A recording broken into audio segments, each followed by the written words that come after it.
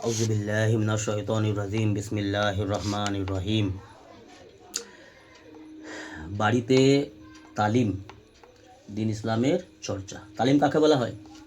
দিন ইসলামের আলোচনা, দিন ইসলামের চর্চা, কোরআন হাদিসের আলোচনা, আল্লাহ এবং আল্লাহ রসুলের আলোচনা, তাকে বলা হয় তালিম। দিনের তালিম প্রত্যেক বাড়িতে হওয়া দরকার। তাতে করে ঘরে শান্তি থাকবে। বিভিন্ন প্রকারের শয়তানি অসহতা থেকে ঘর হেফাজতে থাকবে। ঘরের বাচ্চা কাচ্চা বালা মুসিবত থেকে, শয়তানি চক্রান্ত থেকে, শত্রুদের চক্রান্ত থেকে ঘর হেফাজতে থাকবে। ঘরের ছেলে মেয়ে বাচ্চারা হেফাজতে থাকবে। এটা বাস্তব কথা। ঘরের তালিম অতি আবশ্যক। যেই ঘরে দিন ইসলামের চর্চা হয়, আল্লাহ রসুলের কথা আলোচনা হয়, সেই ঘর আল্লাহ সুবহানাহু ওয়া তাআলার কাছে আকাশের তারার ন্যায় চমকায়। কথা বুঝে আসছে? যেমনভাবে আমরা এই দুনিয়ায় ছাদের উপর থেকে, মাঠের উপর থেকে যখন উপর দিকে আকাশের দিকে চোখ তুলে দেখি, আকাশে তারা ঝলমল করে চমকাতে থাকে না, অগণিত নক্ষত্র। তো কত সুন্দর একটা মঞ্জর, কত সুন্দর একটা দৃশ্য দেখতে পাই।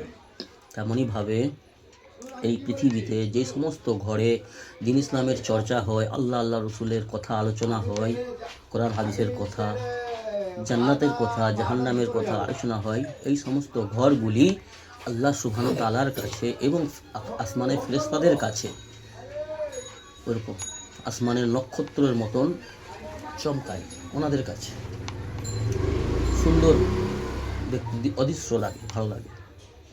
ওই জন্য দিন ইসলামের চর্চা প্রত্যেক বাড়িতে হওয়া অতি আবশ্যক।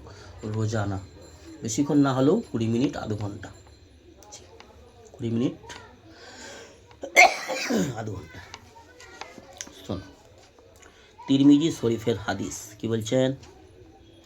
হযরত আনাস ইবনে মালিক রাদিয়াল্লাহু তাআলা আনহু হইতে বর্ণিত আছে হাদিসটি। নবী করিম সাল্লাল্লাহু আলাইহি ওয়াসাল্লাম ইরশাদ করিয়াছেন, দোয়া ইবাদতের মগজ। দোয়া হচ্ছে আমরা যে আল্লাহর কাছে দোয়া করি, দুই হাত তুলে বা আল্লাহর কাছে প্রার্থনা করা, আল্লাহর কাছে চাওয়া। দোয়া কি?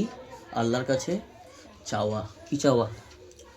ঘরের শান্তি কামনা করা, শরীরের সুস্থতা কামনা করা, হালাল রিজিক কামনা করা, সমস্ত রকমের পেরেশানি মুসিবত বালা, সমস্ত রকমের আপদ বিপদ থেকে নিরাপত্তা আল্লাহর কাছে চাওয়া, আল্লাহর কাছে প্রয়োজন পেশ করা, আল্লাহর কাছে সাহায্য প্রার্থনা করা, বিপদ থেকে মুক্তি কামনা করা, এগুলো হচ্ছে দোয়া।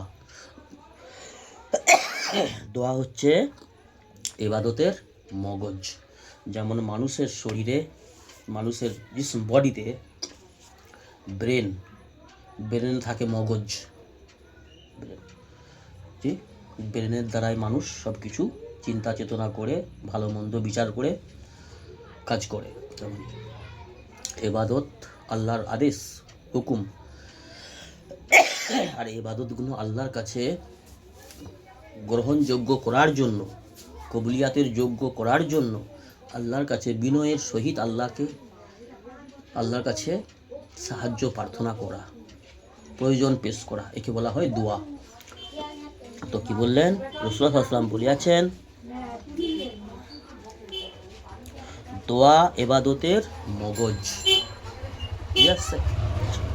তো আল্লাহর কাছে যা কিছু প্রয়োজন আল্লাহর কাছে পেশ করবে ইনশাআল্লাহ।